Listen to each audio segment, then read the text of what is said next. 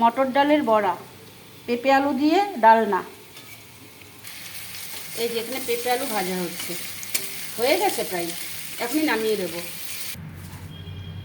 কালো জিরে ফোড়ন আর তেজপাতা, আদা বাটা, হলুদটা দিয়ে দিলাম কারণ গায়ে ভীষণভাবে চিপছে, জিরে বাটা, আদা জিরে হয়ে গেল, টমেটো কুচি,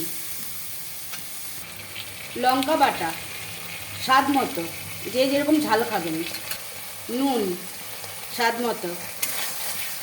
এবার এটা ভালো করে কষবে। মশলা কষা হয়ে গেছে, পেঁপে আলু ভাজাটা দিয়ে দিলাম। এখন একটু ভালো করে কষিয়ে নিই, জল, পেঁপে আলু কষে গেছে, এবার জল, ঝোল ফুটে গেছে। এবার ডালের বড়াগুলো দিয়ে দেবো। ডালের বড়াগুলো দিয়ে বেশিক্ষণ রাখা যাবে না, নামিয়ে ফেলতে হবে তাড়াতাড়ি। আমার পেঁপে আলুর ডালনা ডালের বড়া দিয়ে হয়ে গেছে। ঘি গরম মশলা দিতে পারেন আপনারা একটু, এই রান্না শেষ।